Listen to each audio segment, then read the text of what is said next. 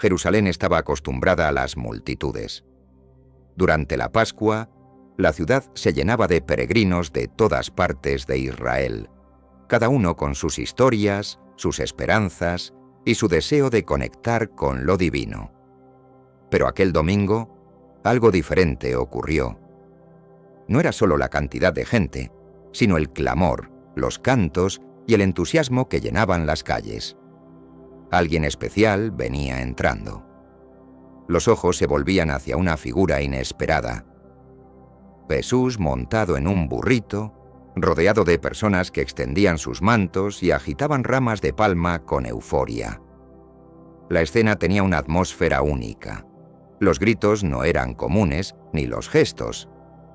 Gritaban, «Hosana al Hijo de David», una frase cargada de significado mesiánico.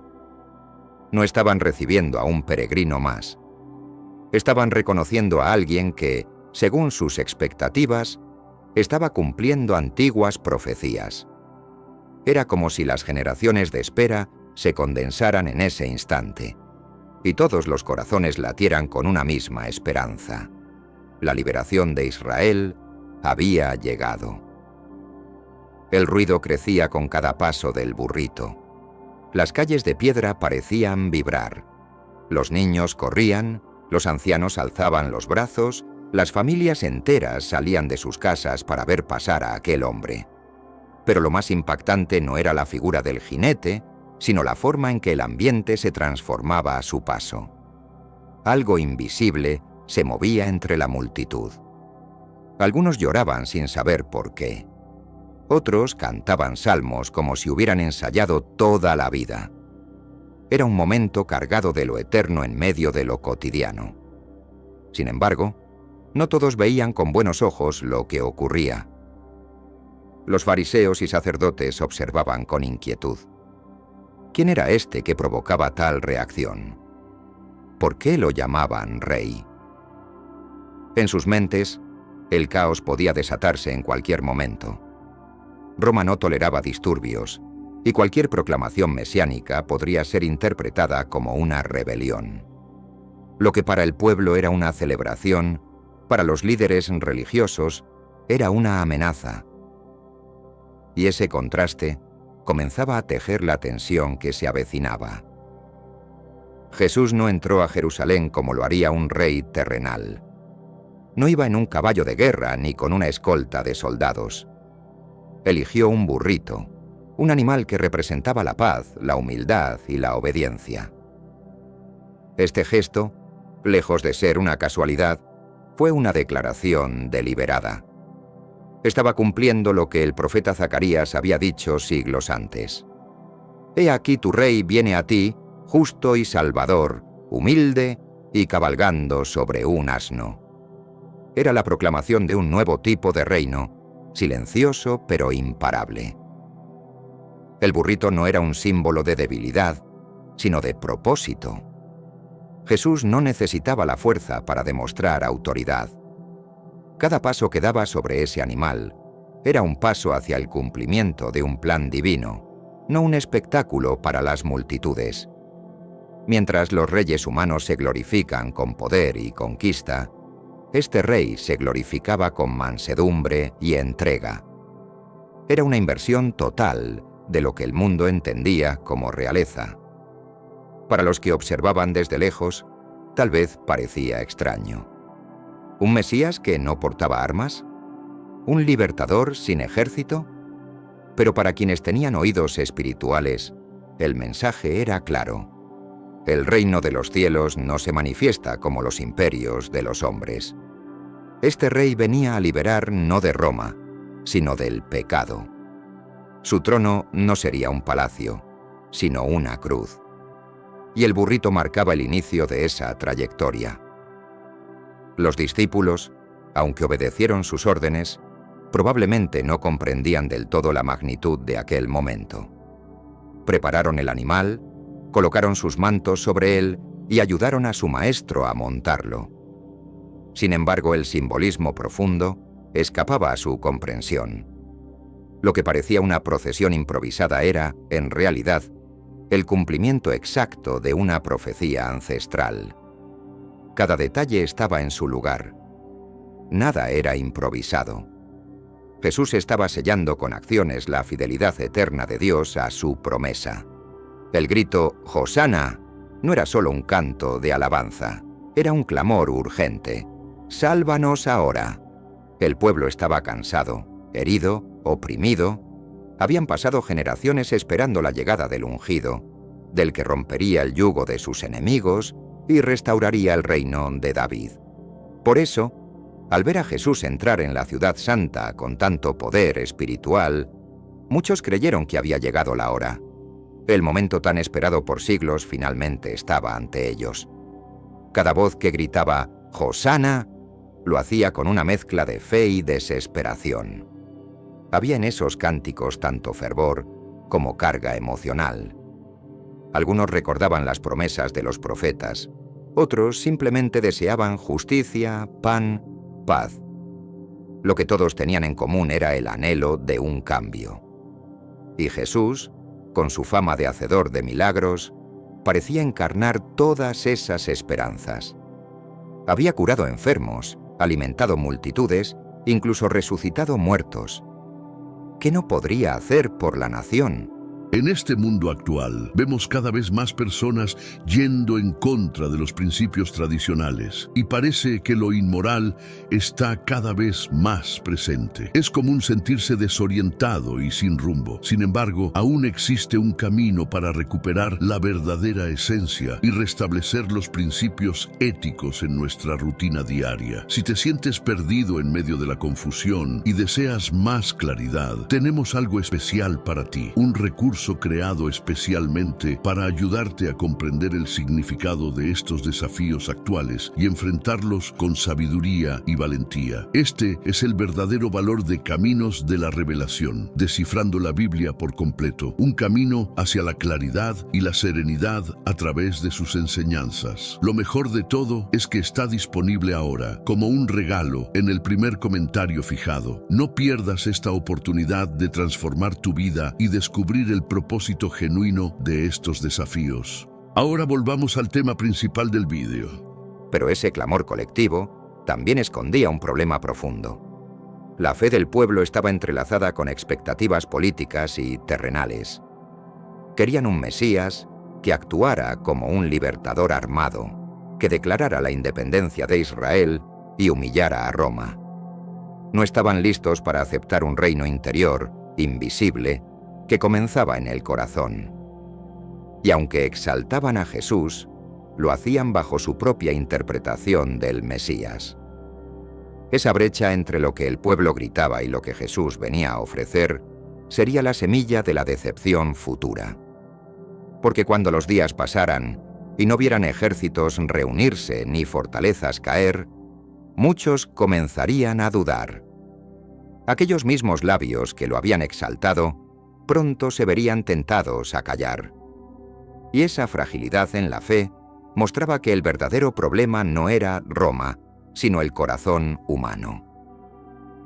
En medio de la algarabía, había una confusión que no se podía ignorar.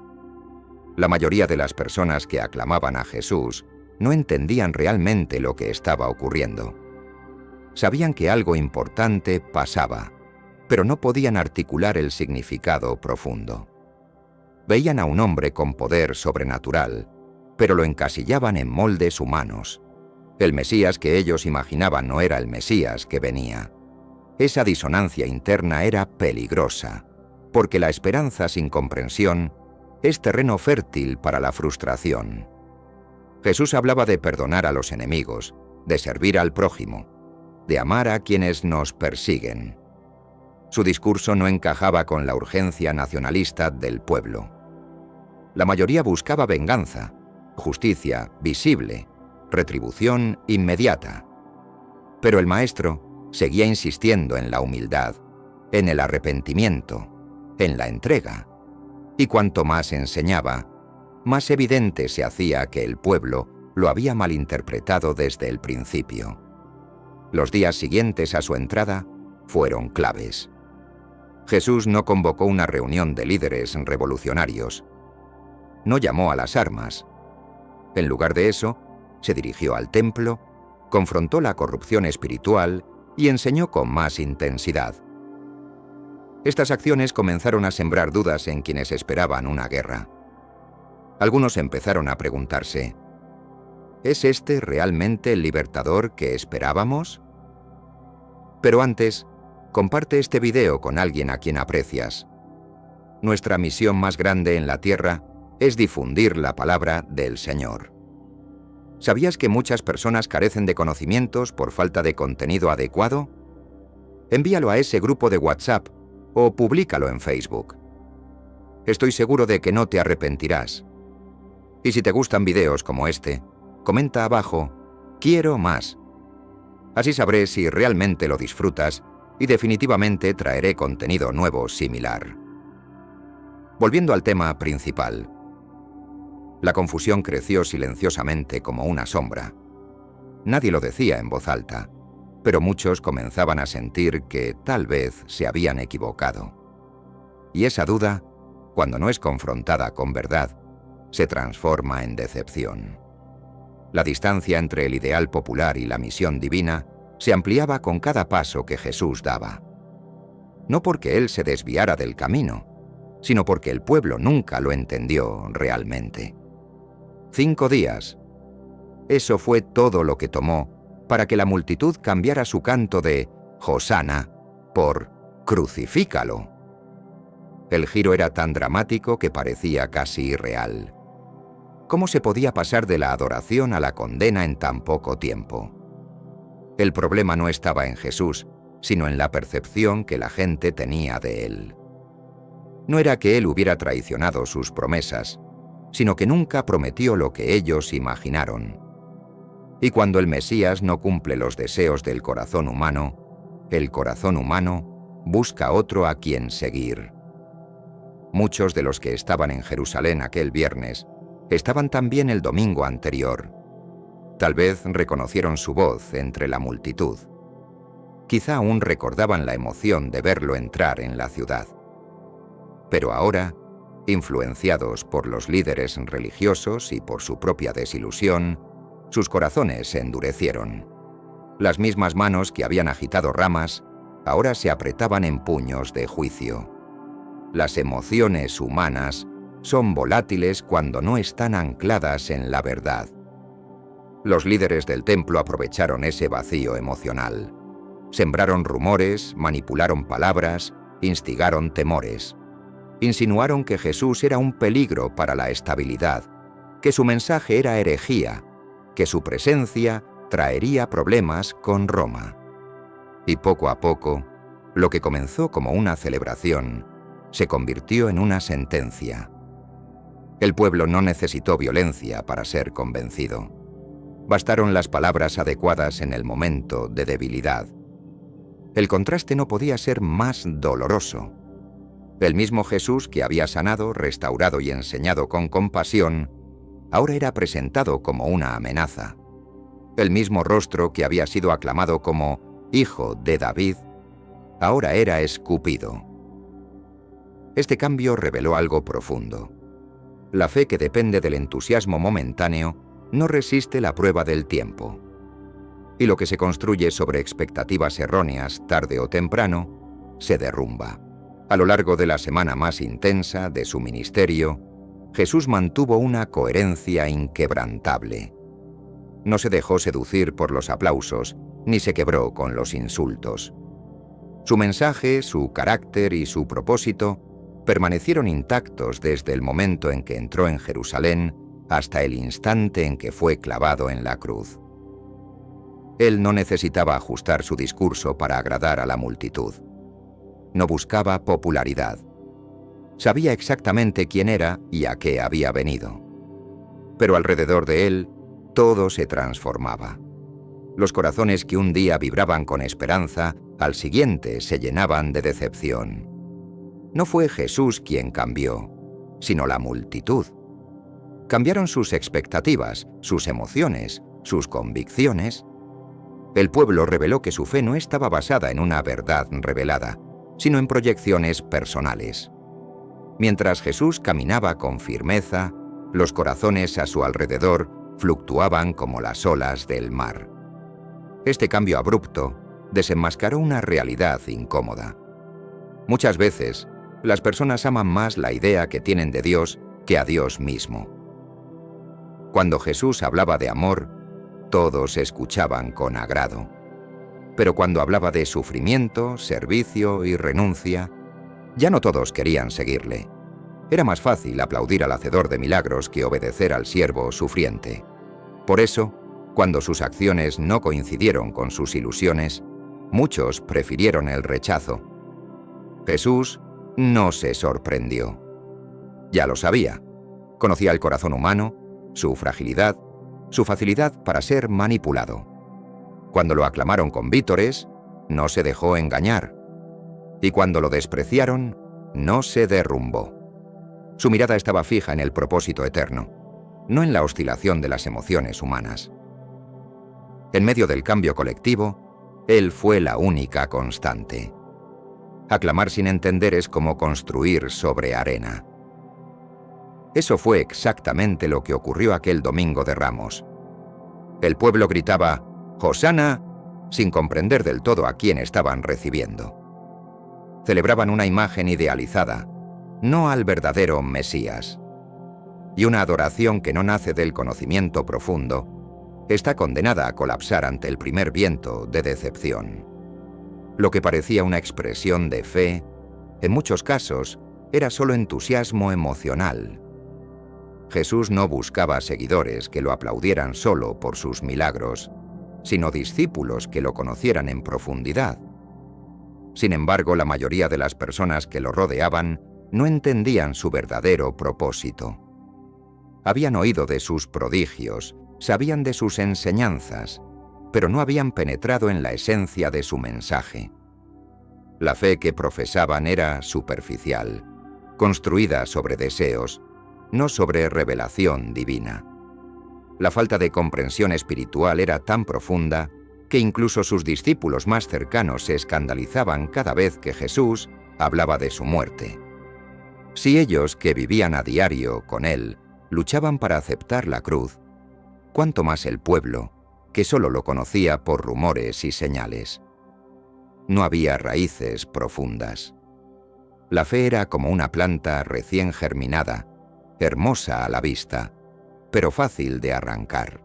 Sé que a veces en nuestras vidas tenemos más preguntas que respuestas. Si te sientes perdido y buscas claridad, tenemos algo para ti. Caminos de la Revelación. Descifrando la Biblia por completo. Un libro lleno de enseñanzas y respuestas disponible ahora como un regalo en el primer comentario. No te pierdas la oportunidad de transformar tu vida y entender el verdadero propósito de estos desafíos. Esa es una advertencia para todas las generaciones. Sin entendimiento, la fe se convierte en emoción pasajera. La adoración sin revelación es frágil. No se puede sostener solo con lo que se siente, sino con lo que se cree profundamente. Jesús no necesitaba multitudes impresionadas. Necesitaba corazones transformados. Y aunque en ese momento pocos lo entendieron, su mensaje seguía siendo sembrado, esperando frutos verdaderos. Durante siglos el pueblo judío había construido en su imaginación la figura del Mesías. Lo imaginaban como un líder poderoso, un descendiente de David con capacidad militar, alguien que reuniría a las tribus, destruiría a sus enemigos y restauraría la gloria nacional.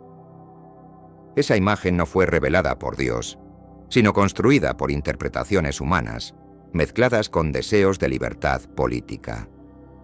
Y cuando apareció Jesús, muchos lo moldearon dentro de ese ideal sin detenerse a escuchar su verdadero mensaje. Al ver sus milagros, su autoridad y su influencia creciente, pensaron, «Este es el indicado». Pero lo pensaron bajo sus propios términos. Lo quisieron forzar a encajar en una profecía mal entendida. Aplaudieron sus acciones solo en la medida en que coincidían con sus sueños. Así fabricaron en sus corazones un Mesías a la medida de sus intereses, no a la imagen del Dios eterno. Este fenómeno no es nuevo. A lo largo de la historia, Los seres humanos han intentado reducir a Dios a sus propios moldes. Le dan forma según sus necesidades, le atribuyen intenciones que en realidad son humanas. Es más cómodo seguir a un Dios que confirma nuestras decisiones que a uno que confronta nuestro pecado. Y eso fue exactamente lo que ocurrió en Jerusalén. El verdadero Mesías fue rechazado porque no se parecía al que ellos habían fabricado. Cuando Jesús no tomó una espada, cuando no convocó a una revuelta, cuando no proclamó independencia nacional, las grietas en la admiración comenzaron a aparecer. Ya no era el héroe que esperaban. Entonces, su figura perdió atractivo. No porque hubiera fallado, sino porque nunca fue realmente conocido. Y así, el Mesías verdadero fue descartado por no coincidir con el Mesías imaginado. La fama de Jesús no se construyó en los palacios, sino en los caminos polvorientos donde sanaba enfermos, multiplicaba panes y daba vista a los ciegos. Los milagros lo rodeaban como señales de algo mayor, pero muchos los interpretaron como un fin en sí mismo. La multitud seguía a Jesús porque veían en él un poder útil, una solución inmediata a sus necesidades. Sin embargo, no comprendían que cada milagro apuntaba a una realidad más profunda. El reino de Dios no era un espectáculo, sino una transformación interna. Después de la resurrección de Lázaro, el entusiasmo popular creció como fuego sobre paja seca. ¿Quién más podría resucitar a un muerto? Si Jesús tenía poder sobre la vida y la muerte, ¿qué no podría hacer contra Roma? La imaginación colectiva explotó. Pero en lugar de detenerse a meditar sobre el significado espiritual de ese milagro, el pueblo lo convirtió en una herramienta política. Lázaro era ahora el símbolo de un Mesías invencible. O eso pensaban. Los líderes religiosos sintieron el peligro. No solo por el impacto del milagro, sino por cómo estaba siendo interpretado por el pueblo. Si la multitud se volvía insurreccional, Roma reaccionaría con fuerza, y ellos perderían poder. Por eso comenzaron a planear la muerte de Jesús, y también de Lázaro, porque un milagro malinterpretado podía ser más amenazante que una espada. El temor al descontrol político superó cualquier deseo de discernir la verdad espiritual. Jesús nunca buscó impresionar. Cada señal que realizaba tenía un propósito redentor, una enseñanza, un llamado al arrepentimiento. Pero la gente no quería escuchar sobre arrepentimiento. Querían pan, libertad, venganza. Lo querían como solucionador de problemas, no como salvador del alma. Así, los milagros fueron celebrados, pero también distorsionados. Y esa distorsión fue el combustible para una fe basada en conveniencia, no en convicción. Aquel que venía proclamando que el reino de Dios ya había llegado, no parecía en nada a los líderes de este mundo. Jesús no estableció alianzas políticas, no organizó milicias, no escribió decretos. En lugar de eso, se rodeó de pescadores, publicanos y mujeres humildes. Enseñaba que el más grande es el que sirve, que hay que amar a los enemigos y que el reino empieza en el corazón. Para muchos, esa visión no solo era desconcertante, era decepcionante. Los judíos querían un reino tangible. Soñaban con la reconstrucción del trono de David, con un Jerusalén libre, con enemigos derrotados y estandartes ondeando sobre las murallas. Esperaban a alguien que los vengara, que devolviera la gloria nacional. Pero Jesús hablaba de perdonar a los que los oprimían, de dar la otra mejilla, de buscar la justicia interior antes que la victoria exterior. Su mensaje chocaba con siglos de nacionalismo herido. Ese choque de visiones fue crucial. Mientras Jesús hablaba de sembrar, el pueblo quería cosechar ya. Mientras él enseñaba sobre el reino como levadura invisible que transforma la masa, ellos esperaban relámpagos del cielo y ejércitos celestiales. Cuanto más se alejaba Jesús de sus expectativas, más crecían las dudas. ¿Cómo podía ser este el hijo de David si no hablaba como un conquistador? ¿Dónde estaban los cambios visibles? ¿Dónde estaba la revolución? El problema no era el reino que Jesús ofrecía, sino la dureza del corazón que lo recibía. El mensaje estaba claro, pero la disposición no. Y así, el reino que era más real que cualquier imperio fue rechazado por no coincidir con las categorías humanas. Jesús no venía a conquistar tierras, sino almas. Pero un corazón cerrado por la frustración no logra ver la eternidad cuando espera la inmediatez. Cuando Jesús entró en el templo después de su llegada a Jerusalén, no lo hizo para confirmar la expectativa del pueblo. No buscó tronos ni púlpitos de prestigio. Lo que encontró fue un mercado disfrazado de santuario. Las mesas de los cambistas, las jaulas con animales, los gritos de comerciantes regateando. Aquello que debía ser un lugar de encuentro con Dios, se había convertido en un centro de lucro religioso. Jesús no podía ignorarlo. Lo que el pueblo creía que era normal, él lo consideró inaceptable. Con un látigo improvisado comenzó a derribar mesas y a expulsar a los vendedores. No lo hizo por rabia, sino por justicia santa. Su gesto era una denuncia directa no solo contra la actividad comercial, sino contra el sistema religioso que había profanado la esencia del culto. El templo ya no era un lugar de oración, sino una fachada de piedad, una maquinaria dominada por la avaricia. Jesús no confrontó a Roma en ese momento, sino a la hipocresía interna que corrompía el alma del pueblo. Este acto sorprendió a muchos. Esperaban que el Mesías atacara a los soldados romanos, pero en cambio arremetía contra su propio sistema religioso. ¿Por qué? Porque el enemigo más peligroso no estaba fuera, sino dentro. La verdadera esclavitud no era política, sino espiritual. Jesús sabía que la opresión del corazón era más grave que cualquier ocupación militar. Y si no comenzaba por limpiar el templo, cualquier tipo de liberación externa sería inútil. En ese momento, la tensión creció. Los líderes religiosos lo vieron como una amenaza directa. No solo había alterado el orden del templo, sino que había revelado públicamente su corrupción. Y el pueblo, aún confundido, empezaba a cuestionarse. ¿Será que el cambio que necesitamos no es externo, sino interno? Pero la incomodidad que trae la verdad suele generar resistencia. Jesús no estaba revelando un enemigo visible, sino uno más difícil de aceptar, el que habita en el corazón humano.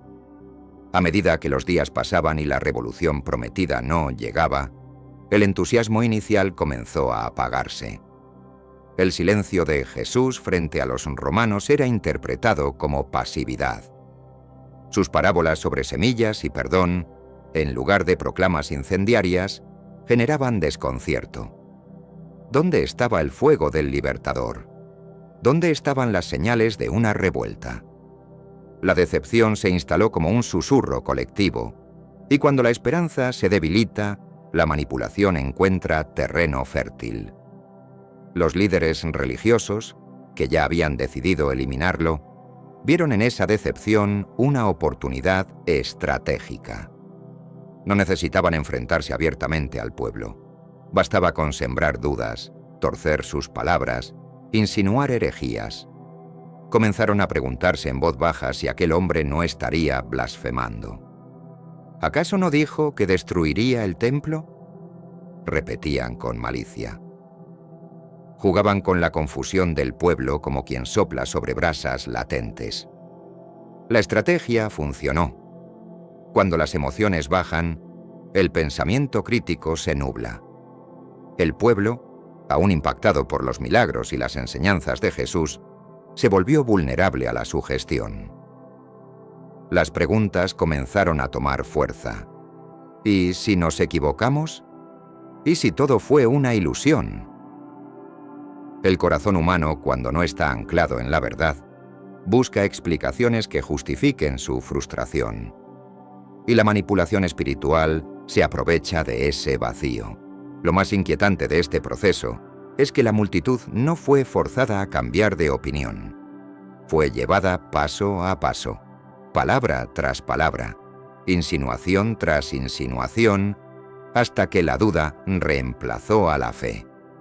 Lo que comenzó como admiración sincera se convirtió en sospecha. Lo que era esperanza, ahora era incertidumbre.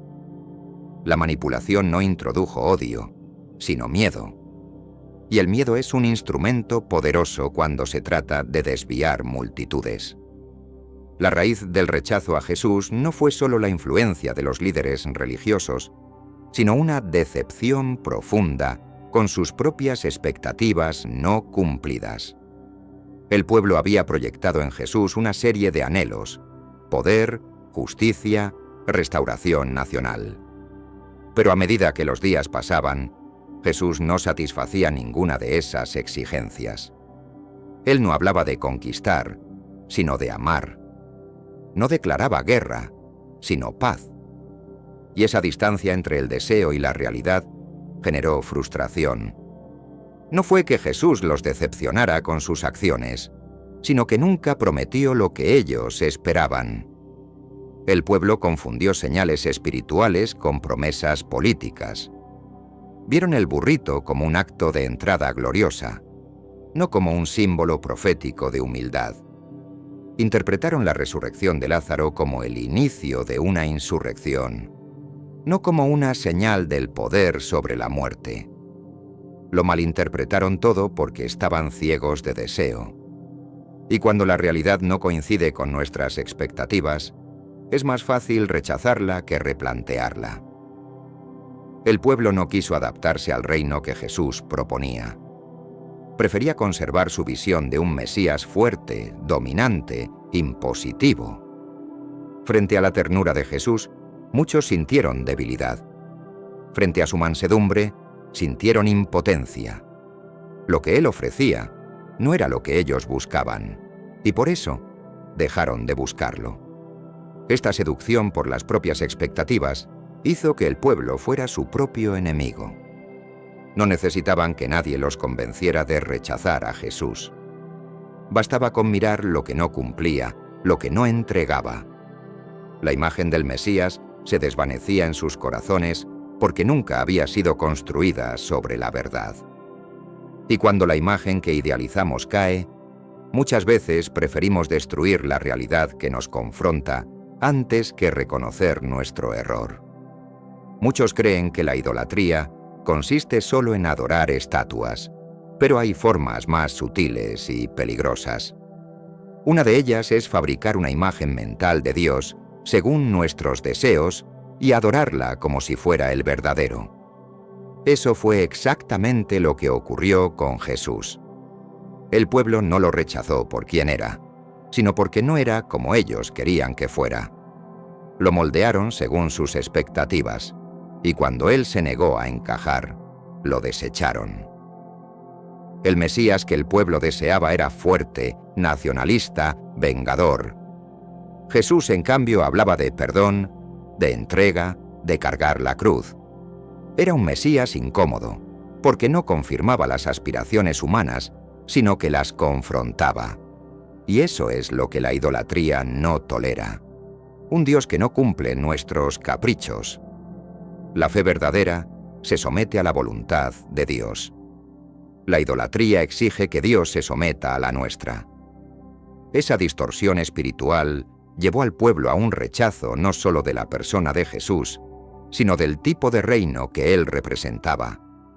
No querían un reino de corazones transformados, sino de territorios recuperados. No buscaban un cambio de vida, sino un cambio de poder. Y al no encontrar lo que deseaban, prefirieron destruir lo que no comprendían. El Mesías verdadero fue rechazado por ser auténtico. En el fondo, lo que ocurrió en Jerusalén sigue ocurriendo en muchos corazones hoy. Cuando el Cristo que nos llaman a la renuncia se presenta, muchas veces lo ignoramos porque no se ajusta a nuestros planes. Queremos un Dios que resuelva, no que transforme. Un Dios que nos exalte, no que nos quiebre. Y así, terminamos rindiendo culto no al Salvador, sino a una imagen fabricada por nuestras emociones. Jesús nunca prometió cumplir los caprichos del pueblo. Su misión no era satisfacer deseos temporales, sino ofrecer una redención eterna. Desde el principio, dejó claro que su reino no era de este mundo, que sus caminos no eran los de los hombres.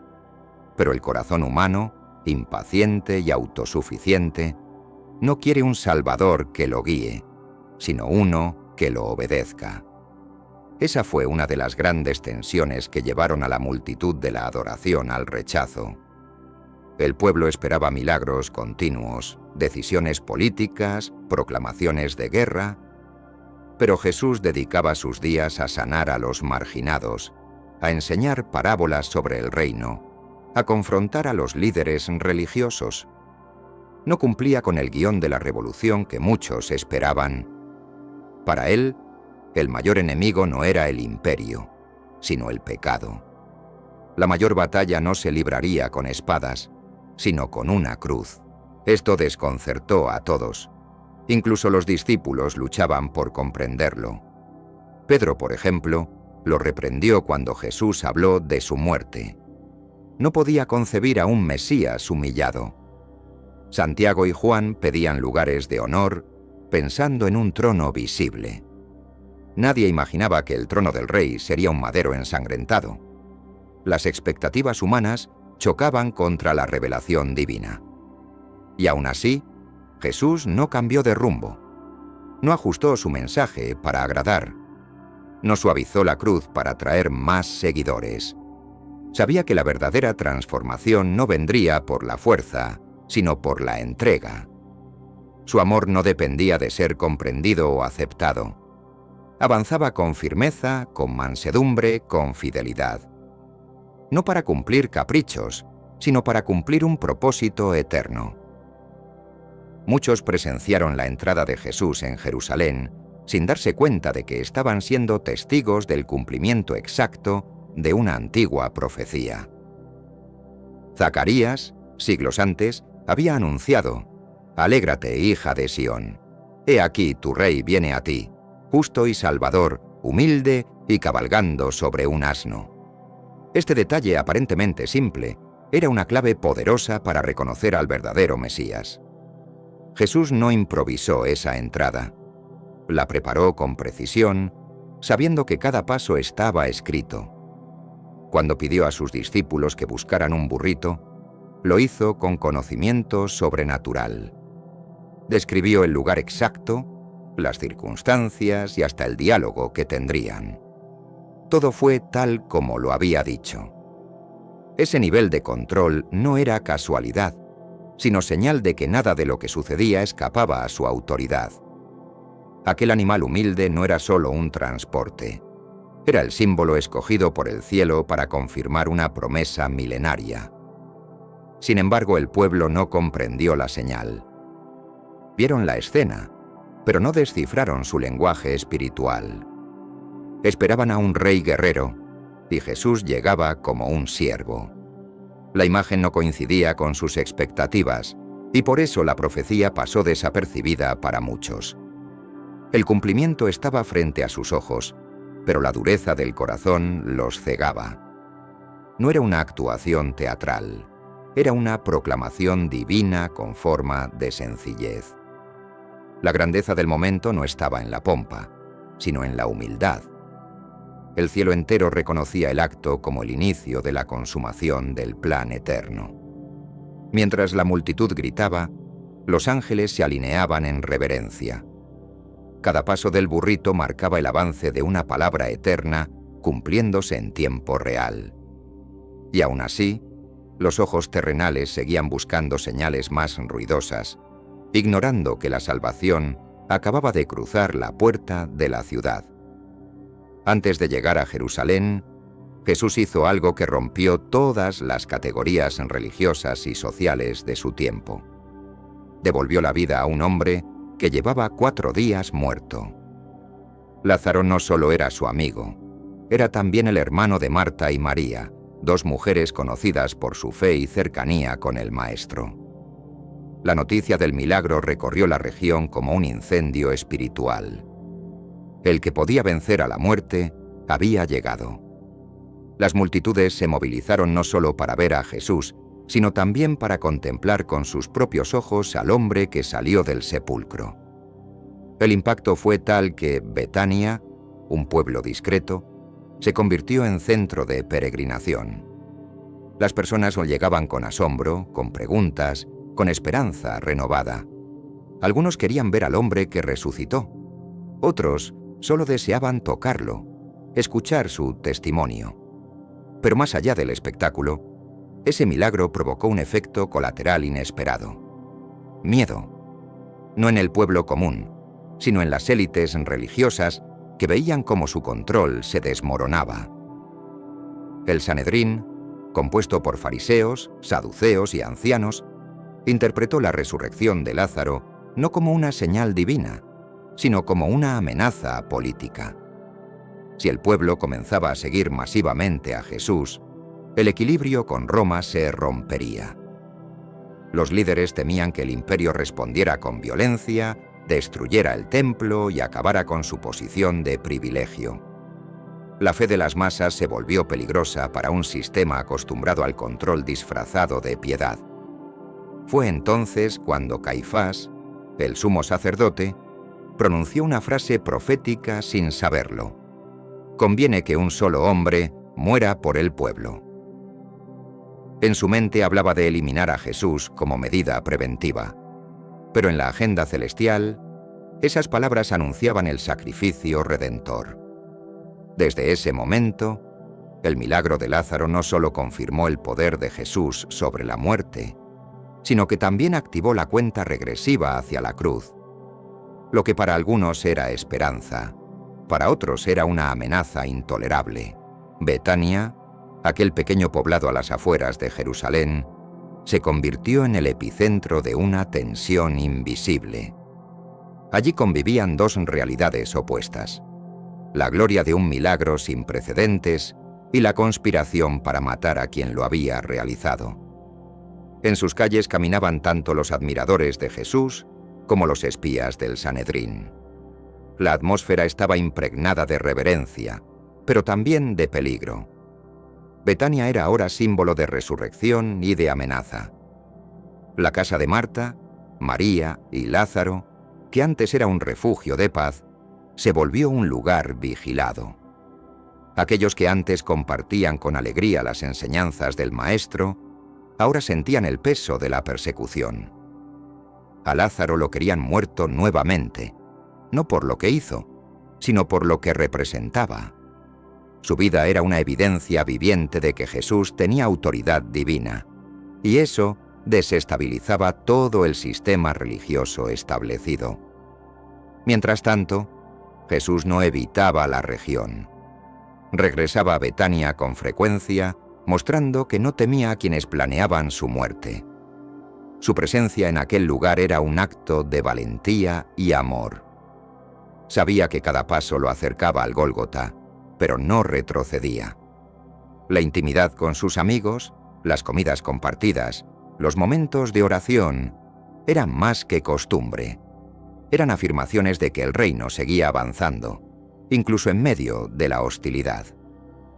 Betania fue testigo de lo imposible, pero también del costo de lo divino.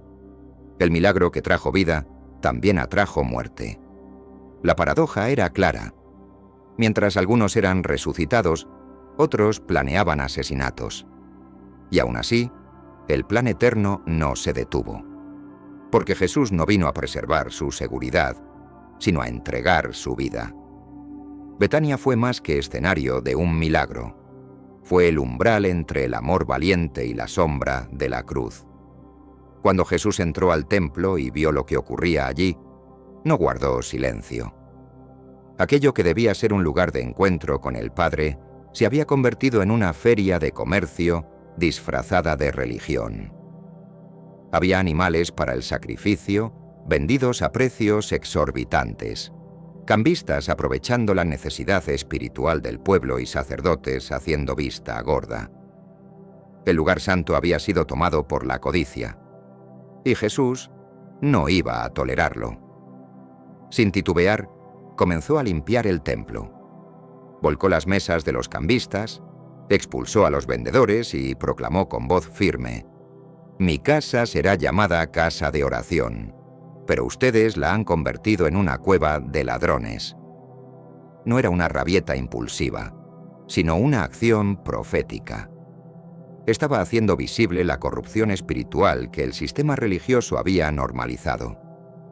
Era una purificación tanto física como simbólica.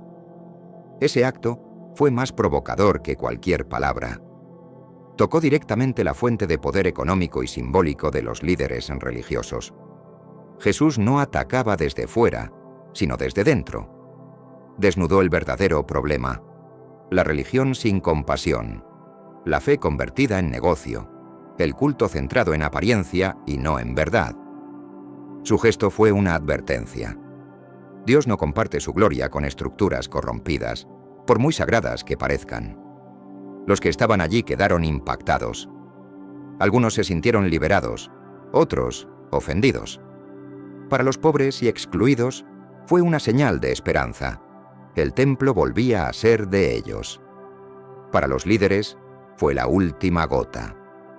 Ya no era solo un predicador incómodo, era una amenaza directa.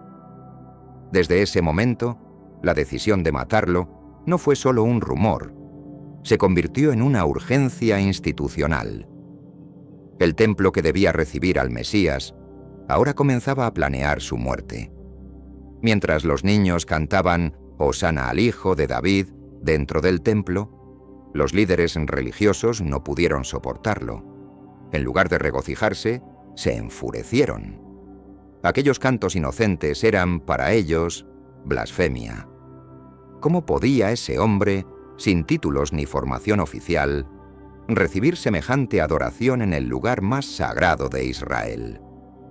Para los fariseos, todo aquello era intolerable. Su ceguera espiritual les impedía ver lo que el cielo celebraba. Se acercaron a Jesús con exigencias. «Maestro, reprende a tus discípulos». Pero él, con la serenidad del que conoce su autoridad, respondió: «Si estos callaran, las piedras clamarían». Aquella frase fue una sentencia.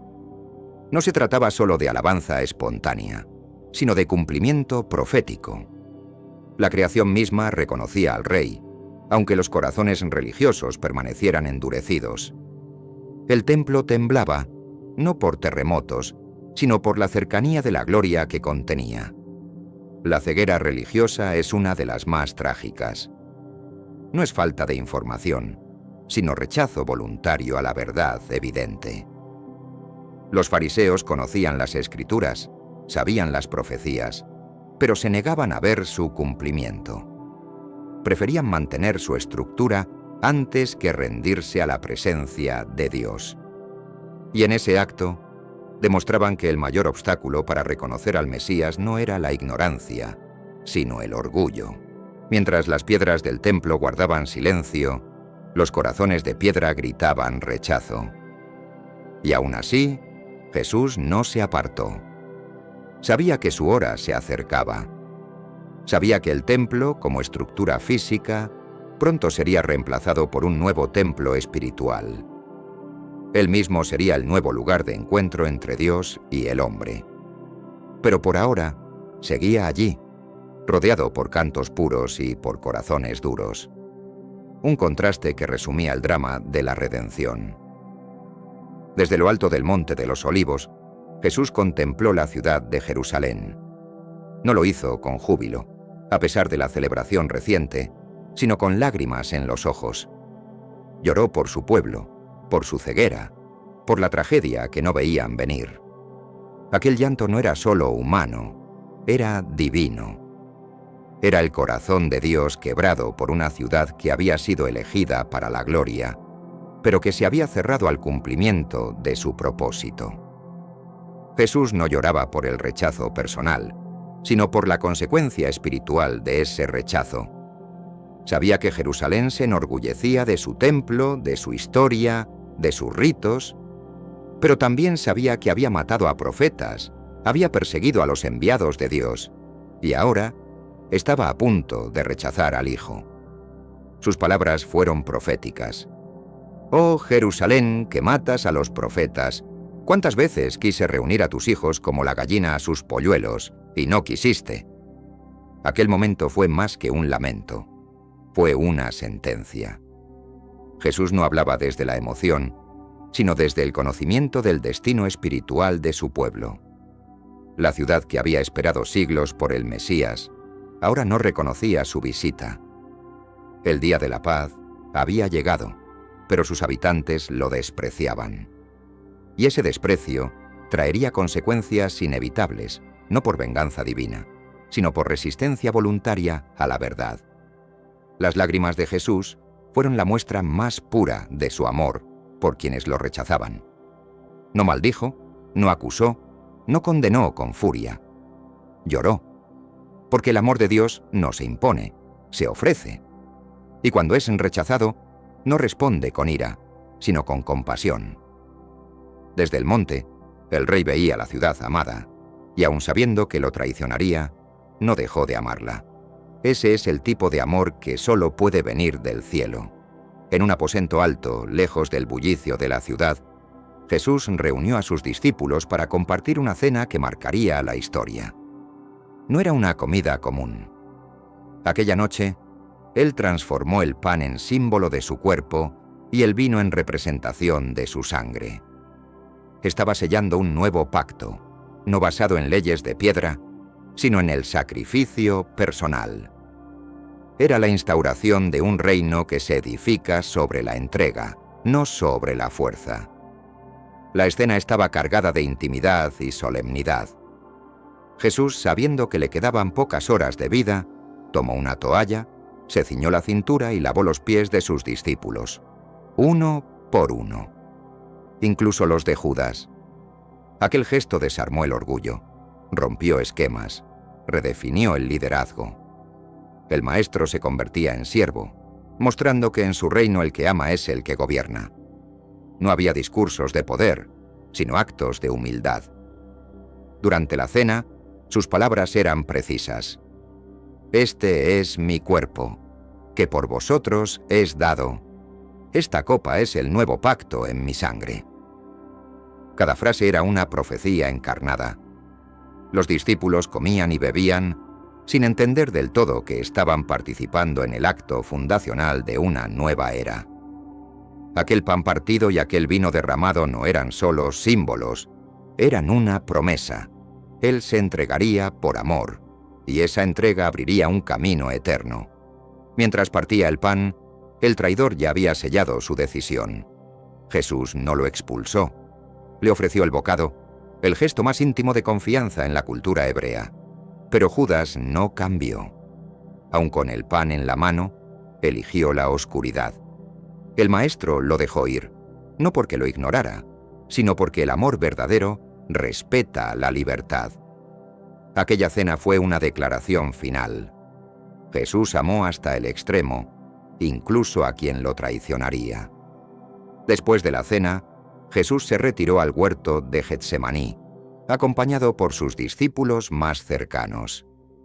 Aquel jardín de olivos se convirtió en el escenario de la batalla más intensa que jamás se ha librado en la tierra, la lucha entre la voluntad humana y la voluntad divina. Jesús se apartó, cayó de rodillas y oró con tal angustia que su sudor se mezcló con sangre. Era el Hijo de Dios enfrentando el peso de todo el pecado del mundo. Sus palabras no fueron heroicas, sino honestas. «Padre, si es posible, pasa de mí esta copa, pero no se haga mi voluntad, sino la tuya». En ese clamor, la humanidad de Jesús se hizo palpable. No era un robot divino caminando hacia el sacrificio. Era un hombre perfecto sintiendo la presión insoportable de una misión eterna. En la soledad del jardín, sin aplausos, sin milagros, sin multitudes, Jesús rindió su voluntad con lágrimas. Mientras él oraba, sus discípulos dormían. La batalla espiritual se libraba en silencio y sus más cercanos no pudieron mantenerse despiertos. 3 veces regresó a ellos, buscando compañía, pero solo encontró sueño. Era una imagen poderosa, el Salvador despierto en agonía, mientras los hombres que juraron seguirlo no podían sostener ni una hora de vigilia. Aún así, Jesús no los reprendió con dureza, los entendió y siguió adelante solo.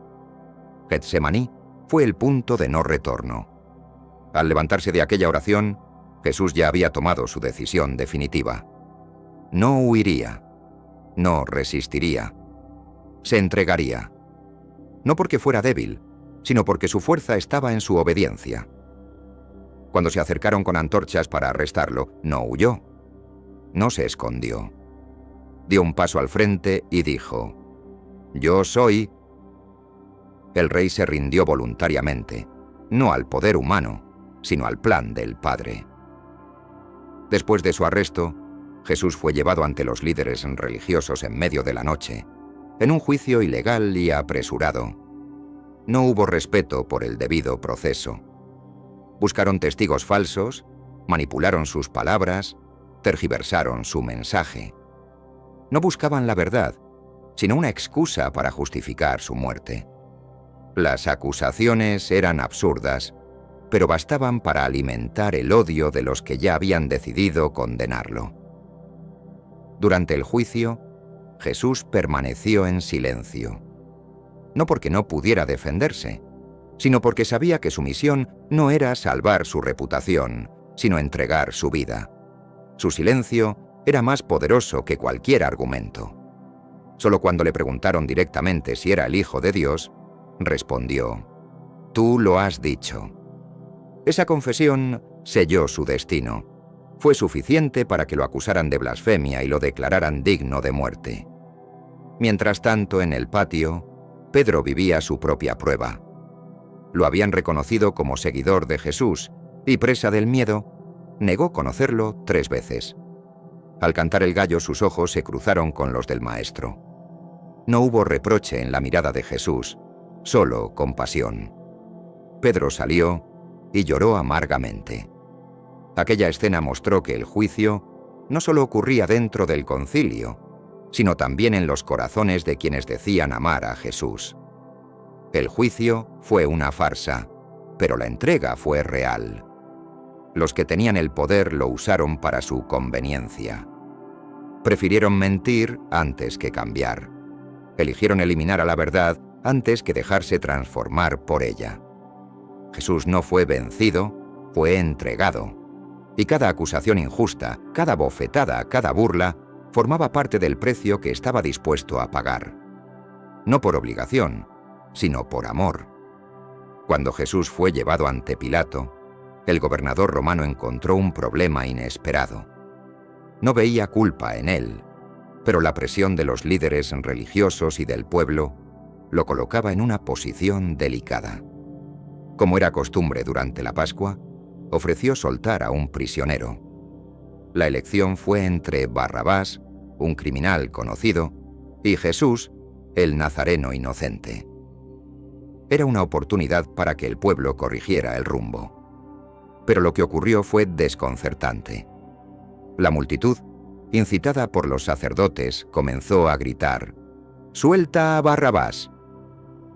Pilato, perplejo, preguntó qué debía hacer con Jesús, y los gritos se volvieron más feroces: «¡Crucifícalo!». Aquellos que 5 días antes lo aclamaban como rey, ahora pedían su muerte con igual pasión. No fue una decisión racional, sino emocional, alimentada por la decepción, el miedo y la manipulación. Eligieron a Barrabás porque representaba la fuerza que Jesús se había negado a encarnar. Esta escena revela una verdad dura. Cuando Dios no cumple nuestras expectativas, muchas veces preferimos lo conocido, lo violento, lo inmediato. Barrabás simbolizaba al rebelde que tomaba la justicia por su mano. Jesús representaba al Cordero que se entregaba. El pueblo eligió al primero, porque el segundo exigía fe, transformación y rendición. Y cuando las emociones dominan la razón, el alma humana puede llegar a preferir la oscuridad antes que la luz. Pilato, al ver que no podía calmar a la multitud, se lavó las manos. Pero eso no lo eximió de responsabilidad. Jesús fue entregado a los soldados, no porque fuera culpable, sino porque el pueblo eligió lo que su corazón deseaba.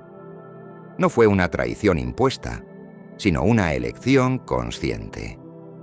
En ese momento, la historia quedó marcada. Eligieron a un homicida y rechazaron al dador de vida. Porque el corazón humano, sin discernimiento, muchas veces llama libertad a su propia esclavitud.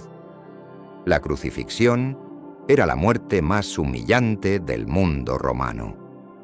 Reservada para los criminales más despreciados, su objetivo no era solo ejecutar, sino avergonzar. Sin embargo, fue allí, en ese lugar de horror, donde Jesús fue entronizado como rey. No hubo corona de oro, sino de espinas. No hubo trono tallado en marfil, sino una cruz áspera. No hubo mantos reales, sino su cuerpo herido y desnudo. Todo lo que parecía derrota era en realidad la expresión más alta del reino de Dios. Desde la cruz, Jesús habló. No lanzó maldiciones ni reclamó su inocencia. Perdonó, clamó al Padre, consoló a un ladrón, confió a su madre al cuidado de un discípulo. Cada palabra fue una proclamación de autoridad. Era un rey en control absoluto de su destino, aún colgado entre el cielo y la tierra. Su reinado no se medía en kilómetros conquistados, sino en corazones alcanzados. Su corona sangrante era el símbolo de un amor que se entrega por completo. Para quienes lo observaban, todo era confuso. ¿Cómo podía ser ese el Mesías? ¿Cómo podía salvar a otros si no se salvaba a sí mismo? Pero el reino de Jesús no se establecía con espadas, sino con clavos. No imponía miedo, sino que ofrecía reconciliación. No se erigía en palacios, sino en la cruz. Lo que parecía el fin era el principio de una transformación irreversible. Y cada gota de sangre que caía al suelo sellaba una promesa eterna. Incluso en ese momento, cuando todo parecía perdido, algo sucedía en lo invisible. El velo del templo se rasgó de arriba a abajo, simbolizando que el acceso a Dios ya no estaba limitado. Un centurión romano, testigo del suceso, declaró: «Verdaderamente este era el Hijo de Dios». Aquella declaración, surgida de labios gentiles, anticipaba el alcance universal de aquel sacrificio. En la cruz, el rey vencía, no con violencia, sino con entrega total. 3 días después de la crucifixión, la tumba que había recibido el cuerpo de Jesús fue encontrada abierta. Un ángel descendió y la piedra fue removida no para que Jesús saliera, sino para que el mundo entrara a ver que Él ya no estaba allí. La resurrección no fue una leyenda decorativa, sino el evento central de la fe cristiana. El cuerpo no fue robado. La muerte fue vencida. Y el silencio del sepulcro fue interrumpido por el grito eterno de la victoria. Las mujeres que fueron al sepulcro llevaban perfumes y lamentos, pero se encontraron con la sorpresa más gloriosa. No está aquí, ha resucitado. El cielo había hablado.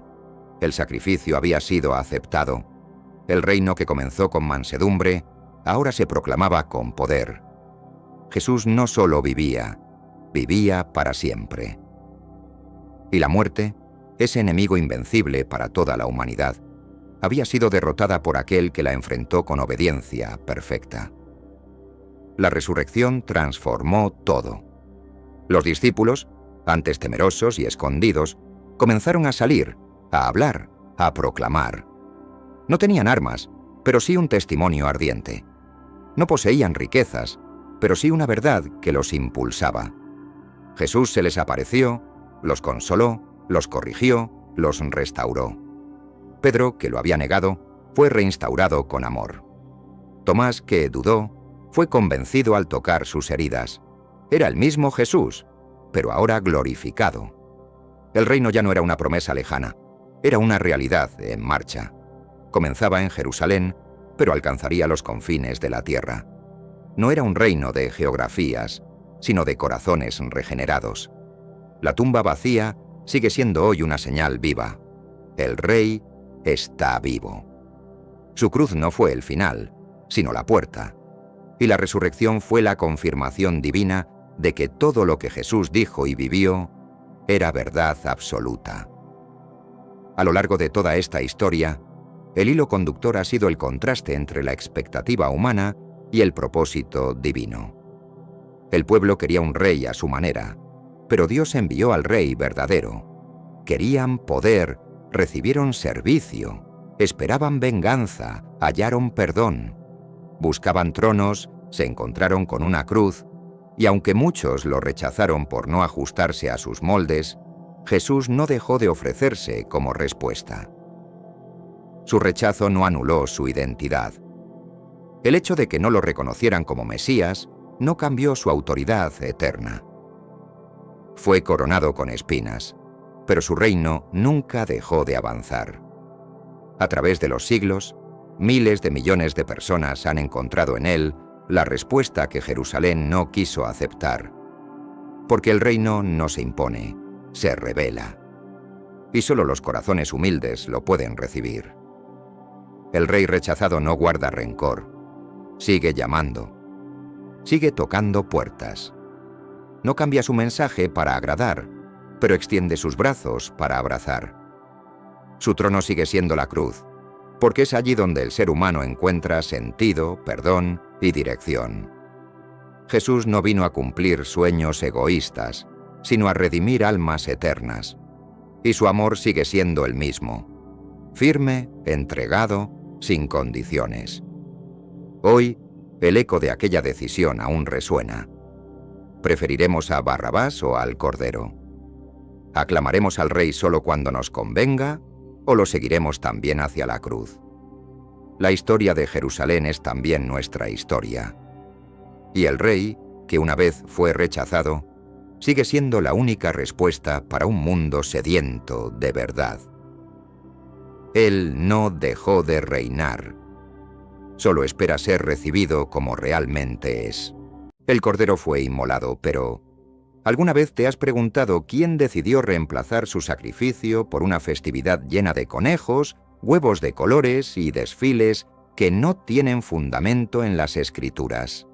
Imagina por un momento que detrás de la Semana Santa se esconde un significado mucho más profundo de lo que parece a simple vista, revelando conexiones ocultas con deidades de antiguas culturas paganas, poderosas reinas babilónicas y decretos de emperadores que buscaban transformar el curso de la historia.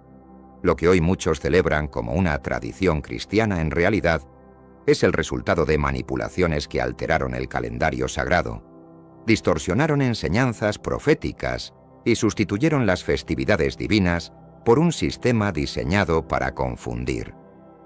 ¿Te gustaría descubrir quién fue el responsable de alterar los tiempos sagrados? ¿Cómo se llevaron a cabo estos cambios y por qué, sorprendentemente, casi nadie habla de ello? Quédate aquí, porque pronto revelaré los secretos que han permanecido ocultos durante siglos. Si este tema despierta tu curiosidad y sed de conocimiento, no olvides suscribirte y compartir este video con aquellos que creen que la verdadera celebración se encuentra en la fidelidad a las tradiciones originales.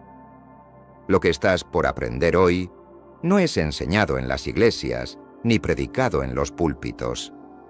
Imagina el sol descendiendo lentamente hacia el horizonte, mientras una brisa cálida y cargada de arena recorre el desierto, creando densas nubes de polvo que flotan en el aire. Este era el preludio de un evento de proporciones colosales que cambiaría el destino del pueblo elegido para siempre. Al caer la noche, el cielo se teñía de intensos tonos rojos, como si todo el universo se estuviera preparando para lo que estaba por venir.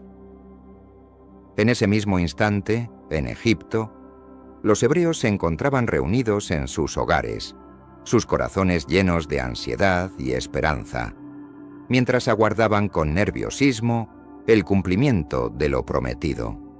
Han pasado siglos desde que Jacob y su familia llegaron a Egipto buscando refugio durante una terrible hambruna que amenazaba con exterminar a toda la humanidad. Sin embargo, el tiempo fue cruel, y lo que comenzó como una salvación se convirtió en una amarga opresión.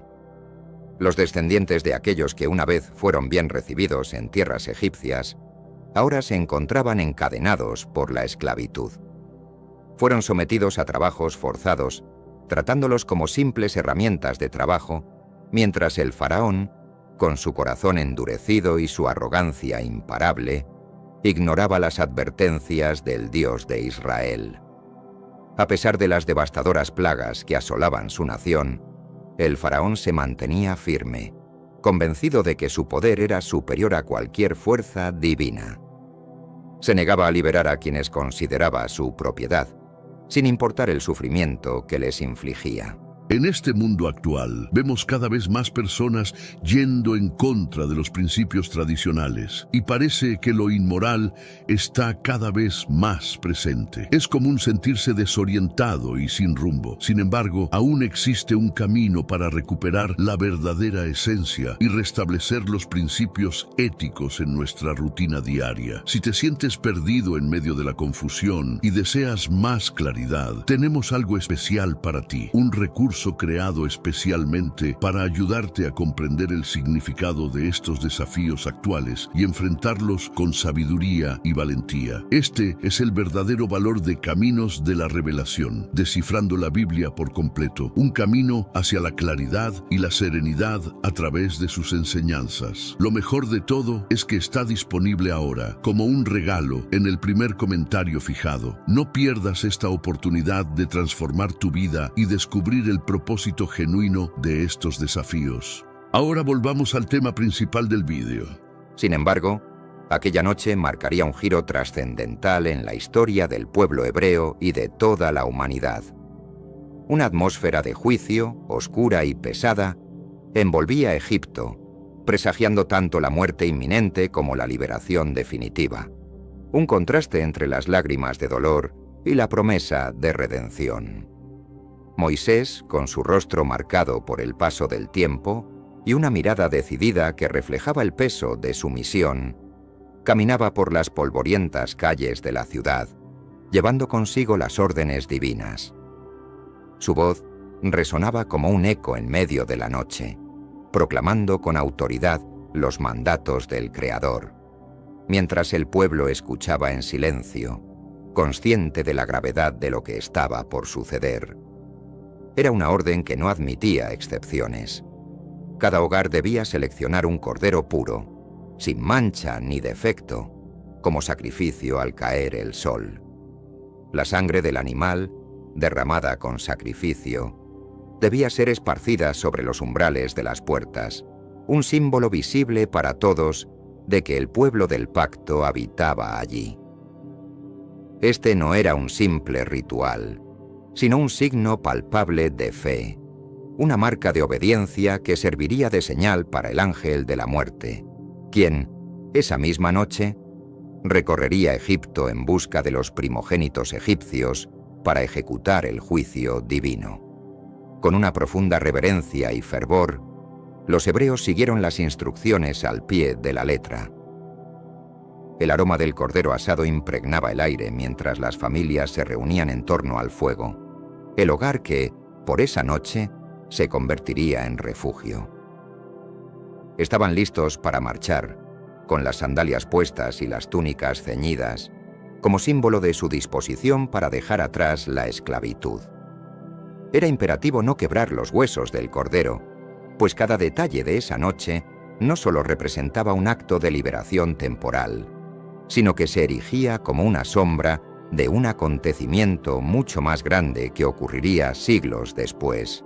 Un evento que, aunque Moisés no comprendiera completamente en ese momento, se trataría de algo que cambiaría para siempre el destino de la humanidad. La sangre que marcaba las casas de los hebreos no solo anunciaba la liberación física de la esclavitud egipcia, sino que señalaba un sacrificio mucho más profundo y trascendental, uno que perduraría más allá del tiempo. Este sacrificio no se repetiría cada año como las antiguas tradiciones, sino que sería único, eterno y definitivo, como una promesa sellada en la historia del pueblo de Dios. Cuando la medianoche se extendió sobre Egipto, el silencio fue roto por un doloroso grito. En cada rincón, desde los majestuosos palacios hasta las humildes chozas, el lamento de los egipcios se levantó como un clamor desesperado, una expresión de horror ante la tragedia que acababa de comenzar.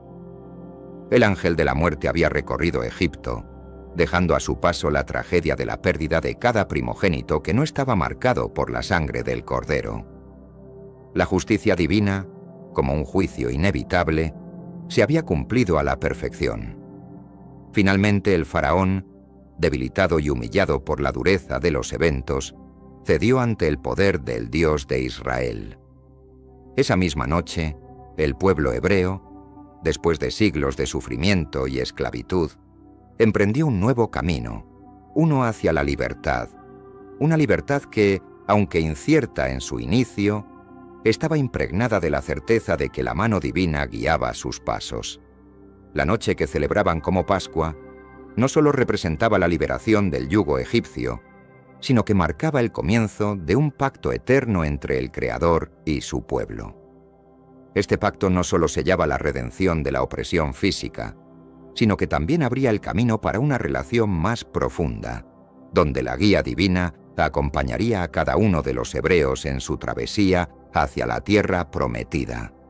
El mandato de Dios era claro: que esta celebración perdurara a lo largo de las generaciones, como un recordatorio constante de su poder, de su intervención en la historia, y sobre todo, de la salvación que solo Él podría otorgar. A lo largo de los siglos, los descendientes de Israel celebraron la Pascua con reverencia, conmemorando la noche en que la muerte pasó de largo y la vida prevaleció.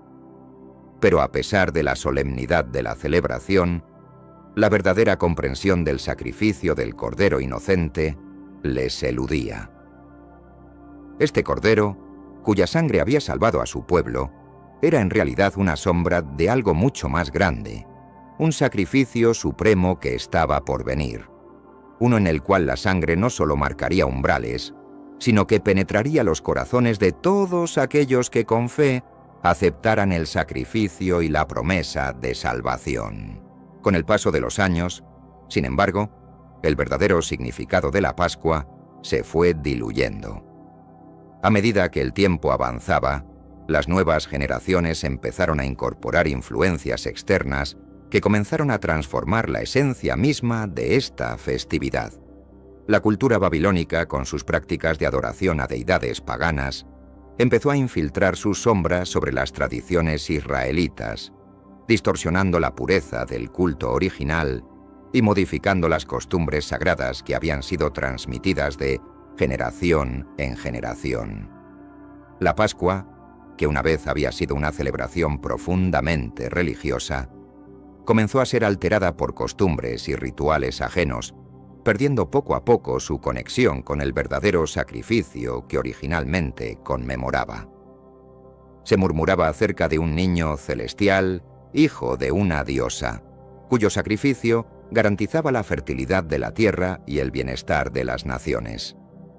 Nombres como Astarot y Tamuz resonaban en los cultos de pueblos cercanos, y sus ecos llegaron incluso a algunos israelitas que se habían apartado de la fe verdadera.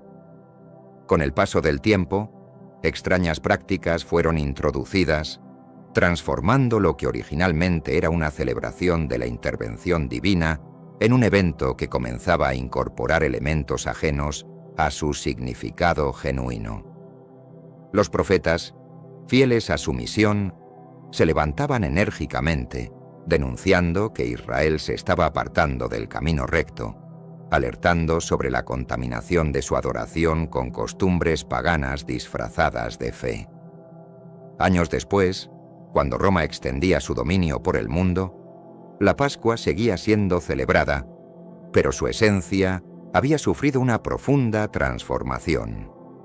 El Templo de Jerusalén, que en otro tiempo representaba el centro de la devoción verdadera, se había convertido en un lugar donde la política y el comercio se habían entrelazado con los ritos sagrados.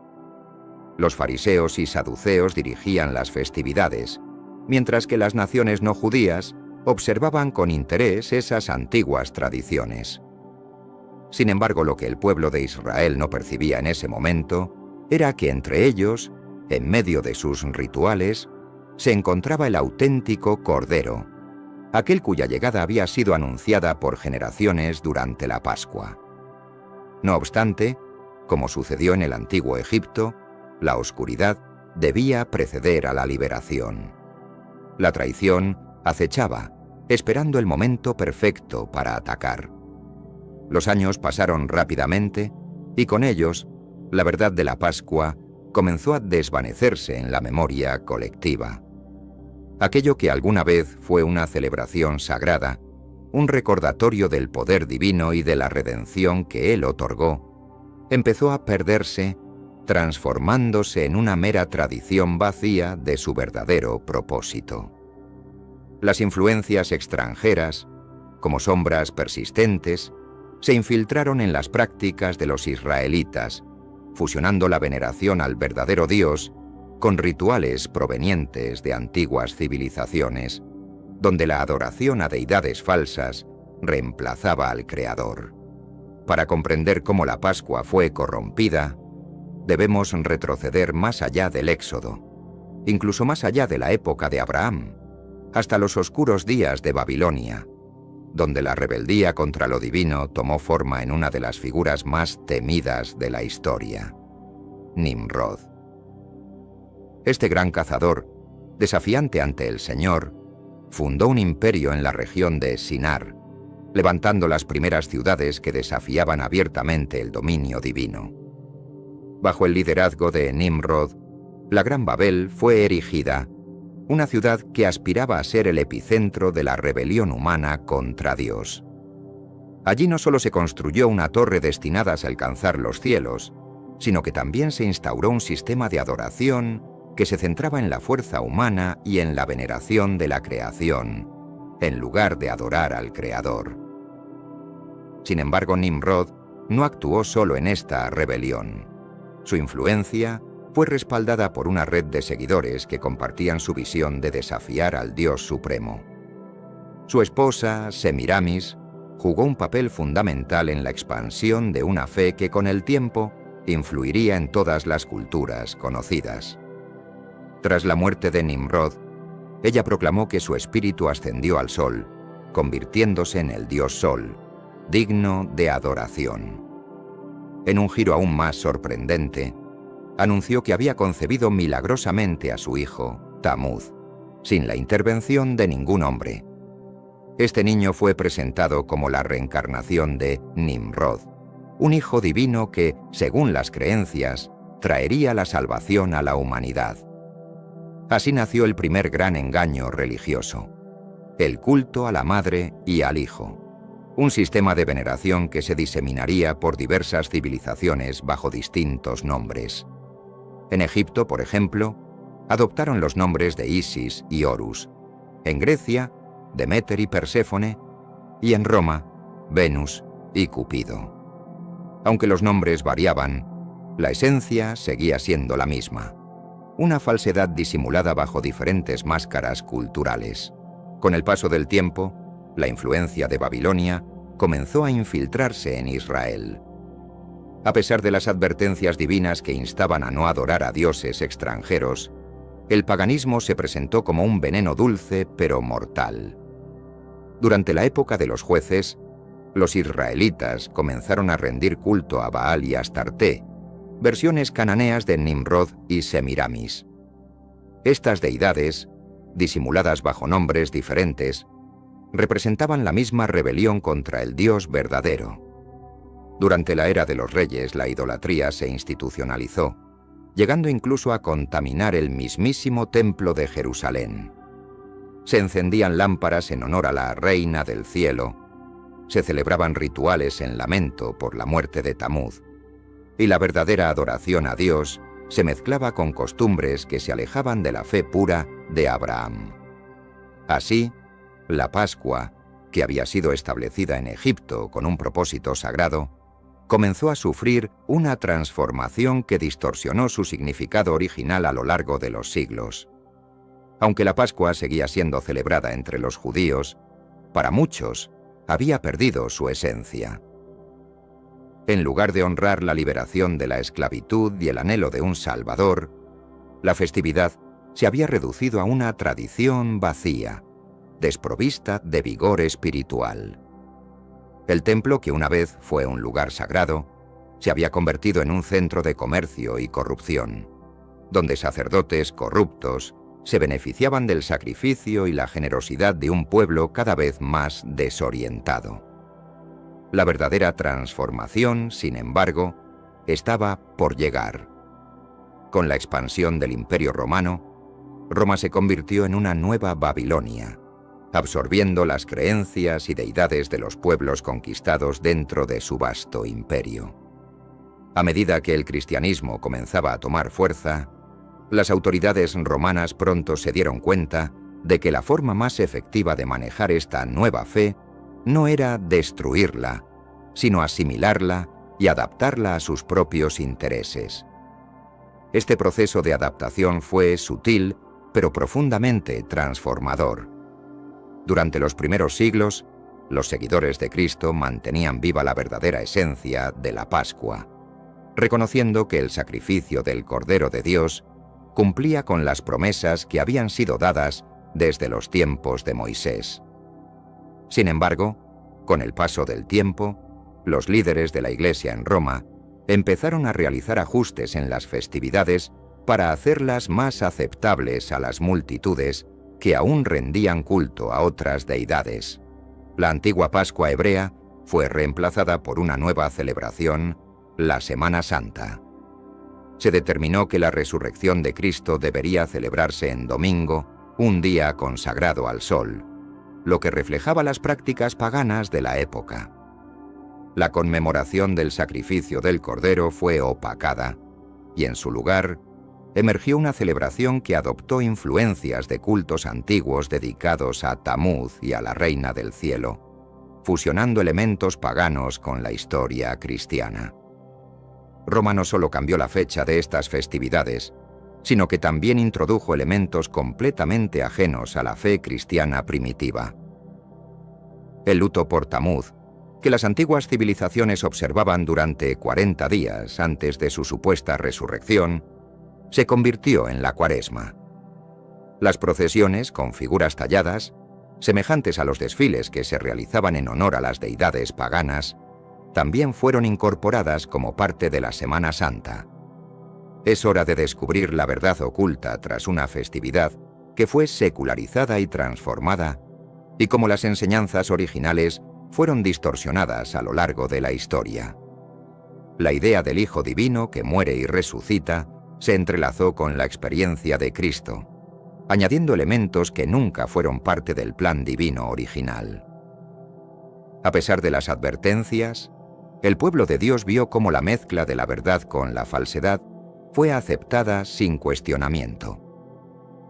Muchos perdieron de vista que las festividades establecidas por Dios eran eternas y no podían ser reemplazadas por tradiciones humanas. Sin embargo, un pequeño grupo de fieles mantuvo viva la fe auténtica. En la clandestinidad, alejados de la influencia romana, algunos continuaron celebrando la Pascua tal como la honraban los apóstoles, sufriendo persecuciones y siendo llamados herejes por negarse a aceptar las nuevas doctrinas religiosas que se habían instaurado. A pesar de los esfuerzos por borrar la verdad, estos valientes preservaron la esencia de la Pascua, resistiendo la presión para conformarse con las versiones alteradas que se imponían. Así, la verdadera Pascua fue relegada al olvido, ahogada por prácticas ajenas que distorsionaron el auténtico significado del sacrificio de Cristo. Babilonia cumplió su misión de infiltrar sus enseñanzas en la adoración al Dios verdadero. Sin embargo, la historia no había llegado a su fin. Aunque la esencia de la verdad fue opacada, jamás desapareció por completo. Siempre hubo aquellos que intentaron rescatar lo que había sido sepultado, manteniendo viva una luz, aunque débil, que persistía en medio de la oscuridad. Pero el adversario no cesaba en su empeño de ocultar la verdad. La distorsión de la Pascua era solo una parte de un plan más amplio, cuidadosamente diseñado para desviar a toda la humanidad del camino verdadero. En el centro de esa engañosa ilusión, aguardaba el falso Cordero, quien se presentaría como portador de luz, pero cuya verdadera intención era conducir a la humanidad hacia las profundidades de la oscuridad. Mientras tanto, la luna brillaba en el cielo, bañando con su luz fría las calles de Jerusalén. A lo largo de los estrechos y empedrados caminos de la ciudad santa, miles se reunían para conmemorar la Pascua, la festividad más venerada del judaísmo. En el centro de la celebración, en un rincón apartado de las miradas curiosas, se llevaba a cabo una cena singular.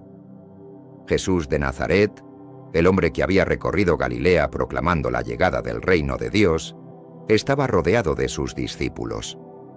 La atmósfera estaba cargada de una sensación de expectación, con un leve temor flotando en el aire. Sin que ellos lo supieran, esa sería la última cena que compartirían juntos, antes de que las traiciones y la muerte oscurecieran sus destinos. Sobre la mesa los platos contenían hierbas amargas, pan ácimo, vino rojo como la sangre, y el Cordero Pascual, que simbolizaba la liberación de Egipto. Sin embargo, esa noche, la Pascua adquiriría un significado completamente nuevo. Se transformaría en la manifestación de un plan eterno. Jesús, al tomar el pan en sus manos, lo rompió lentamente, mientras sus ojos se posaban en cada uno de sus discípulos. Las palabras que pronunció no solo llenaron la habitación, sino que resonarían a través de los siglos. «Este es mi cuerpo, entregado por ustedes», dijo con solemnidad, mientras repartía los trozos de pan. Los discípulos, confundidos, tomaron el pan. Nunca antes habían celebrado la Pascua de esa manera. Las palabras de Jesús sonaban como un misterio, como si anunciara algo que no podían captar plenamente. Luego, levantó la copa de vino, simbolizando algo nuevo. «Este es el nuevo pacto en mi sangre, derramada para la redención de muchos». Los discípulos se intercambiaron miradas, perplejos ante el significado oculto de sus palabras. Hasta ese instante, la Pascua había sido una conmemoración del Cordero sacrificado en Egipto, cuyo sacrificio protegió a los primogénitos de la muerte. Pero ahora, Jesús les revelaba que aquello era solo un adelanto de un sacrificio supremo que estaba por suceder. En aquel instante sagrado, una sombra ya se cernía sobre el corazón de uno de los allí presentes. Judas Iscariote, con mirada evasiva y dedos inquietos sobre la mesa, ocultaba un secreto sombrío. Había tomado una decisión. Ya había hecho un acuerdo en secreto con los adversarios de su maestro. Jesús, consciente de la traición, depositó la copa y miró a cada uno de sus discípulos antes de pronunciar: «Uno de vosotros me traicionará». Un silencio pesado se apoderó de la sala. Los rostros se tornaron pálidos y la inquietud invadió los espíritus. Uno a uno, comenzaron a interrogarse con temor. «¿Soy yo, Señor?». Sin embargo, Judas permaneció callado hasta que, con una falsa inocencia, se atrevió a preguntar lo mismo. No lo confrontó con rigor. En cambio, Jesús, con un tono melancólico, le susurró: «Lo que debes hacer, hazlo pronto». Sin elevar la mirada, Judas se puso en pie y salió rápidamente. La brisa nocturna lo envolvió al abandonar la casa, sumergiéndose en las oscuras calles. Dentro de él, una batalla se libraba. ¿Estaría cometiendo un error? Pero el tintineo de las 30 monedas de plata en su bolsa ahogó cualquier atisbo de remordimiento. Los sumos sacerdotes y fariseos le aguardaban. La presión religiosa y política les había llevado a planear la muerte de Jesús antes del sábado. Temían que su creciente popularidad provocara una revuelta contra Roma, lo que podría resultar catastrófico. Sin embargo, más allá de la pura política, había un resentimiento profundo. Su odio hacia quien desafiaba sus engaños, exhibía su corrupción y hablaba con autoridad, algo que ellos no podían igualar. Jesús se convirtió en una amenaza real, pues su mensaje no se ajustaba al control que ellos ejercían sobre el pueblo. Su devoción hacia aquellos en desgracia, su dominio sobre las dolencias, su control frente a fuerzas malignas y su capacidad de hablar con sinceridad ante los poderosos, lo convertían en una amenaza para el sistema establecido. Era necesario que muriera, pero no en cualquier momento. La ejecución debía realizarse antes del sábado, para no interferir con los festejos de la Pascua y la festividad de los panes sin levadura. Así, se orquestó una manipulación religiosa. Aquellos que debían haberlo venerado como el Mesías estaban ahora tramando su eliminación. Engañaron a las masas, manipularon la opinión pública y urdieron su plan con astucia. Sin embargo, lo que no comprendían era que, en su intento por deshacerse de él, estaban cumpliendo al pie de la letra las profecías señaladas en las Escrituras. En el último encuentro, cuando la comida estaba por concluir, Jesús se dirigió a sus seguidores con ternura. Era consciente de que la ansiedad los invadiría pronto, que desistirían ante la prueba y que uno de ellos lo traicionaría 3 veces antes del canto del gallo. Pero también sabía que su entrega abriría las puertas a la salvación de todos. Tendrán tribulaciones en el mundo, les advirtió, pero tengan valor, yo he triunfado sobre el mundo. Los discípulos escuchaban, pero no lograban captar el verdadero significado de sus palabras. La noche continuaba, acercándose al instante crucial. En las sombras del jardín de Getsemaní, las marcas de la traición ya se encontraban en la tierra fértil. La narrativa de la Pascua se acercaba a su desenlace, en el que el verdadero Cordero se ofrecía. El silencio en el jardín era abrumador, solo interrumpido por el susurro del viento entre los olivos y el eco lejano de la ciudad, aún celebrando la festividad. En el corazón del jardín, Jesús oraba, su tormento plasmado en gotas de sudor que caían como sangre sobre el suelo. Era consciente de lo que estaba por suceder. Imagina que aquella noche se tornaría crucial, un instante en el que la traición se manifestaría con contundencia y el destino oscuro, previamente sellado en penumbras, comenzaría a desenrollarse. Los seguidores, a escasos pasos, luchaban por mantenerse despiertos, ajenos a que cada instante de improductividad era un ladrillo en la construcción del inevitable desenlace. Jesús se levantó con el alma angustiada, pero su decisión era firme. La confrontación no se ganaría con armas ni ejércitos, sino a través de la rendición y la entrega. En ese momento, resonaron pasos acelerados. Luces temblorosas se abrían paso en la oscuridad, proyectando sombras inquietas sobre el suelo. Un grupo de soldados, junto a los líderes religiosos, invadió el jardín con una determinación férrea. Al frente, Judas Iscariote, con el rostro marcado por la angustia de su traición. El tiempo pareció congelarse al acercarse Judas a su maestro, quien con una aparente dulzura depositó un beso en su mejilla. Esa era la señal acordada, el gesto que indicaría a los soldados a quién debían apresar. Jesús no se movió, no mostró resistencia. Con voz tranquila, pero impregnada de melancolía, le cuestionó: ¿Con un beso entregas al Hijo del Hombre? La pregunta quedó en el aire, sin respuesta. El traidor abatido evitó su mirada, incapaz de soportar la pureza de aquellos ojos que tantas veces lo habían colmado de amor. Pedro, fiel pero impetuoso, desenfundó su espada y en un intento por proteger a su maestro, cortó la oreja de un sirviente del sumo sacerdote. Sin embargo, Jesús, aún en esa tempestad, extendió su mano y sanó la herida. «Guarda tu espada», dijo con firmeza, «porque quienes a espada vienen, a espada perecerán». No había combate. No había resistencia. Su entrega era voluntaria. Como un cordero avanza hacia su destino, Jesús se dirigía con serenidad hacia la trampa que ya había sido tendida. Existía ya un juicio en la sombra. Desde el instante de su detención, se desencadenó una cadena de acontecimientos que constituyeron no solo una clara injusticia, sino también una infracción de las leyes judías. La legislación de Moisés y las pautas del Sanedrín establecían que ningún juicio debía llevarse a cabo durante la noche.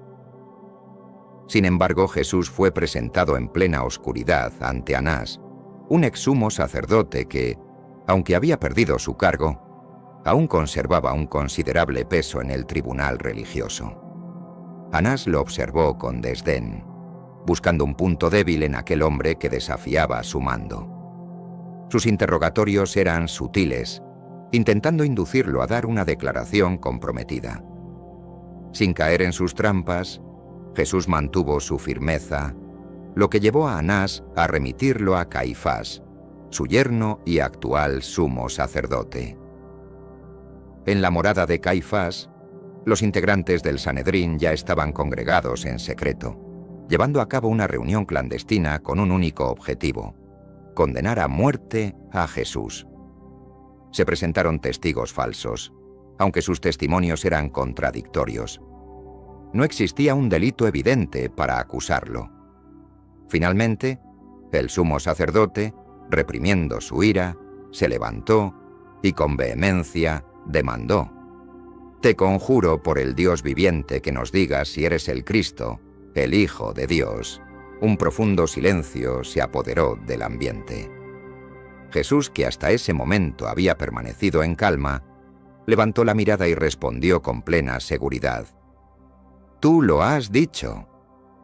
Desde ahora veréis al Hijo del Hombre sentado a la derecha del poder y viniendo en las nubes del cielo». Estas palabras fueron suficientes para desatar la ira de Caifás, quien rasgó su vestidura en un gesto dramático y declaró: «Hablas blasfemias. ¿Qué más necesitamos como testigos? Es digno de muerte». El veredicto ya había sido sellado antes del inicio del juicio.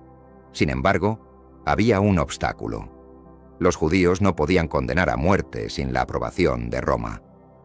Así, al amanecer, Jesús fue conducido ante Poncio Pilato, el gobernador romano, un hombre endurecido por el poder y acostumbrado a pronunciar sentencias de muerte sin compasión. Al observar a Jesús, algo comenzó a tambalear en la mente del gobernador. Los líderes religiosos lo acusaban de sedición y de haberse proclamado rey en oposición a César. Sin embargo, en el diálogo, Pilato se percató de que aquel individuo no se comportaba como un insurrecto ni como un conspirador. Ante la pregunta: «¿Eres tú el rey de los judíos?», Drenia, Jesús respondió con calma: «Mi reino no es de este mundo». Pilato, convencido de su inocencia, no encontró en él ningún delito que mereciera la muerte. No obstante, la multitud, manipulada por los sacerdotes, clamaba con violencia por su crucifixión. Para liberarse del dilema, Pilato decidió enviar a Jesús a Herodes, quien estaba presente en Jerusalén en esos momentos. Este último, deseoso de presenciar un milagro, se burló y realizó preguntas mordaces a Jesús, pero el maestro permaneció en silencio. Sin ofrecer defensa ni reacción ante las provocaciones, Herodes, frustrado, lo devolvió a Pilato, quien se vio de nuevo ante una encrucijada.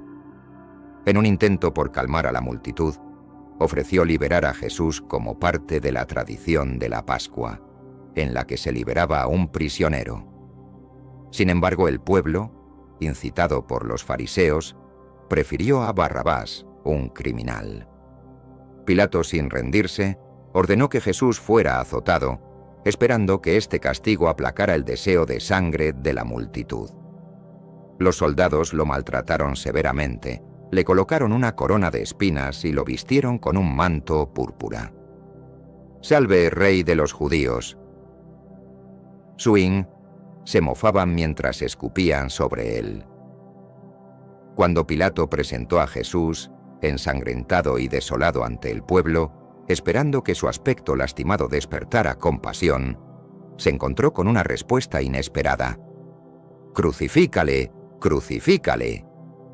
Drenia resonaron los gritos sin cesar. Finalmente, Pilato realizó un gesto simbólico al lavarse las manos, pero ese acto no lo liberó de la culpa. Entregó a Jesús a la crucifixión, cediendo ante un sistema corrupto que instrumentalizaba la religión para perpetuar su poder. Una amarga lección que resuena en nuestra sociedad actual. No te pierdas esta reflexión sobre la noche que marcó un antes y un después en la historia. Lo que aconteció en aquel momento no se limitó a ser una injusticia del pasado. Representa un sistema que aún se manifiesta en la actualidad.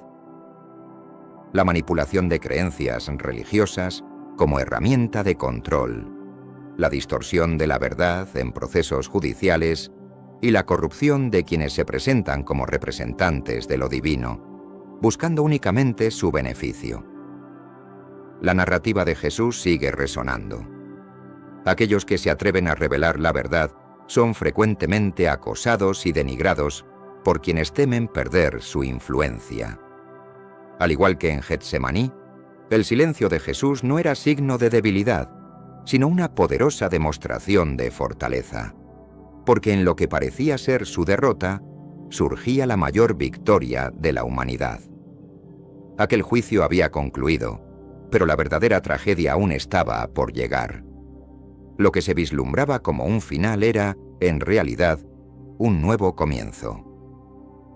Cuando el sol aún no alcanzaba su altura máxima, Jesús fue llevado fuera de Jerusalén, llevando consigo una cruz pesada que simbolizaba el destino que estaba por cumplirse.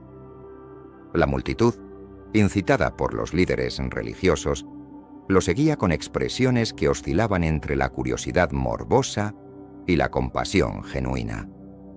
Algunos sollozaban en silencio, mientras otros proferían insultos, sin darse cuenta de que lo que presenciaban era mucho más que la ejecución de un ser humano, era el sacrificio más profundo que la historia jamás haya conocido. El Gólgota, conocido como el lugar de la calavera, se levantaba como un monumento siniestro que revelaba la brutalidad del Imperio Romano. El eco de los martillos resonaba y los clavos atravesaban sus manos y pies. La cruz fue izada, dejando al Cordero de Dios suspendido entre lo celestial y lo terrenal. Al lado de Jesús, dos criminales compartían su trágico destino, pero solo uno de ellos logró vislumbrar que aquel ser no era ordinario. Las horas pasaron en un sufrimiento que parecía interminable, y de repente, el cielo, que anteriormente lucía claro, comenzó a oscurecer de una manera asombrosa. El planeta parecía detenerse cuando, con su último suspiro, Jesús proclamó: «Consumado es». Su cuerpo se inclinó hacia adelante, y en ese preciso momento, la tierra vibró, el velo del templo se rasgó en dos, y una mezcla de miedo y asombro invadió a quienes presenciaron la escena. Algo trascendental había ocurrido más allá de la muerte. No obstante, mientras muchos se postraban en señal de reverencia tardía, otros se inquietaban por la llegada del sábado. ¿Sucedió la crucifixión el viernes? Durante siglos la creencia ha sostenido que Jesús fue ajusticiado un viernes y resucitó al amanecer del domingo. Sin embargo, un examen más detallado de los textos sagrados y las profecías plantea una pregunta crucial. ¿Es realmente así? El mismo Jesús ofreció una señal clara respecto a su muerte y resurrección. En Mateo 12:40, afirmó que así como Jonás estuvo en el vientre del pez 3 días y 3 noches, él permanecería en la tierra 3 días y 3 noches. Si su sepultura ocurrió un viernes por la tarde y resucitó el domingo por la mañana, ¿dónde están esos 3 días y 3 noches? Desde el viernes por la tarde hasta el domingo en la madrugada, solo hay un día y medio. Las cuentas no se alinean con la profecía. Para desentrañar el verdadero orden temporal, es fundamental distinguir entre los sábados semanales y los días santos. La semana en la que se dio la crucifixión incluía un sábado especial, la festividad de los panes sin levadura, un día sagrado que no dependía del día de la semana. Juan 19:31 proporciona una clave esencial para entender. Los judíos, debido a que se acercaba la preparación de la Pascua y para evitar que los cuerpos permanecieran en la cruz durante el día de reposo, que era de gran importancia, solicitaron a Pilato que se les quebraran las piernas y fueran retirados. Este gran día de reposo no correspondía al sábado ordinario, sino a una celebración de gran relevancia. Es fundamental reconsiderar las fechas de la crucifixión de Jesús, ya que se sugiere que no necesariamente ocurrió un viernes,